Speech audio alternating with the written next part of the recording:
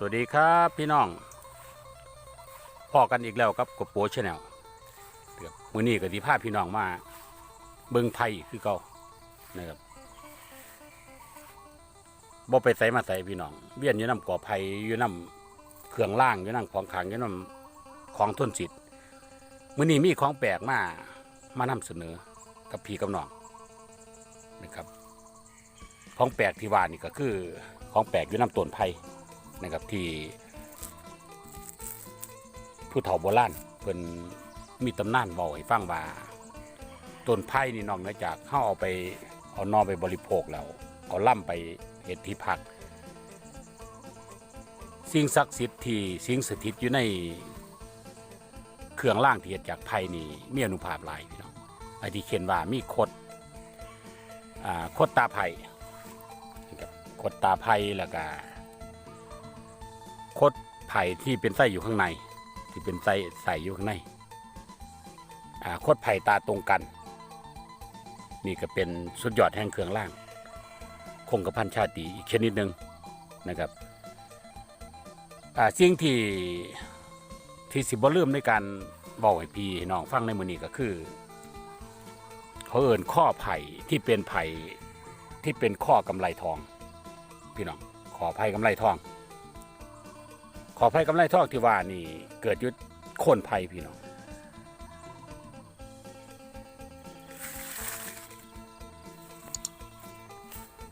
ที่เบิ่งยากในจังน้อยเพราะว่าเราเกิดอยู่ต่ำนี่พี่น้องบ่มีอยู่สุล่ำนะครับแล้วก็บ่มีอยู่สุกอพี่น้องลักษณะหนึ่งขอธรรมดาขอหนึ่งก็ที่เป็นทีนว่าพี่น้องหนึ่งข้อนี่ต้นอื่นก็คือกันต้นนี้ก็คือกันที่เป็นขอไปขอเดียวถ้าว่าไผ่ที่ว่านี่ไผ่กำไลทองไผ่กำไลทองนี่มีอยู่สองขอเป็นขอกำไลทองแล้วก็มีตายคือคนเราฟังครับเพิ่นจัดว่าเป็นของทนสิทธิ์ที่มีฤทธิ์ในโตมีคุณวิเศษไปทั้งค้าขายได้พี่น้องนี่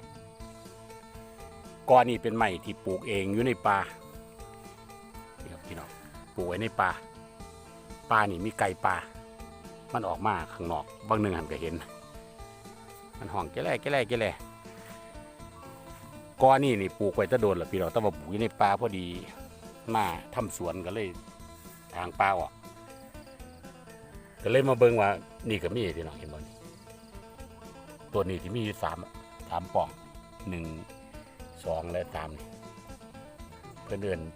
โคนไผ่กำไลทองหรือข้อไผ่กำไลทองคุณวิเศษของเขาก็คือเอาไปบูชาที่ร้านค้าร้านขายหรือกิจการของท่าน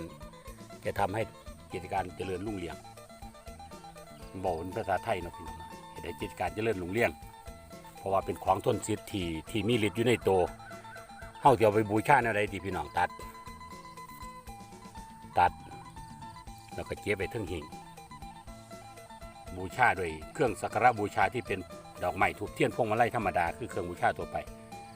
หรือท่านที่มีน้ำแดงกันแล้วแต่ท่านนะครับนี่ก้อนหนึ่งพี่น้องนี่ก้อนหนึ่ง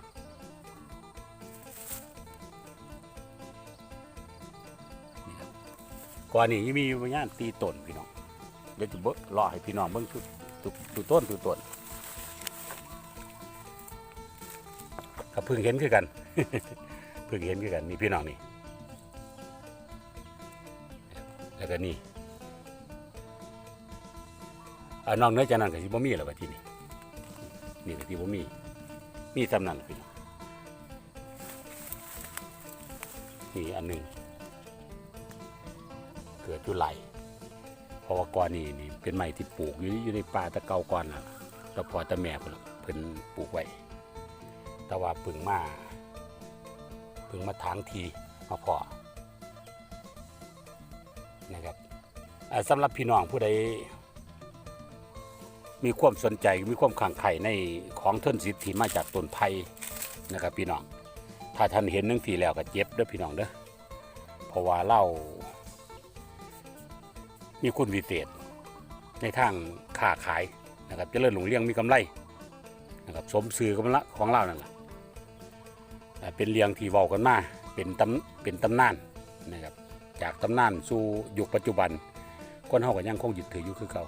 นะครับโดยเฉพาะพี่น้องอีสานเฮานะครับความเชื่อนี่ยังถูกปลูกฝังไว้ในจิตสำนึกของคนอีสานนะครับว่าของต้นสิทธิ์ที่มาจากไผ่นี่เป็นดีนักแลนะครับเป็นของดีของคำของคุณนักแลคืนกับพวกกาฝากไม้มงคลนะครับพี่น้องครับผมขอบคุณหลายๆพี่น้องที่เขามาเบิ้งด้วยขอบคุณที่กดไลค์ที่กดติดตามกดกระดิ่งนำเป็นกำลังใจนำพี่น้องกดกระดิ่งเรียกทั้งหมด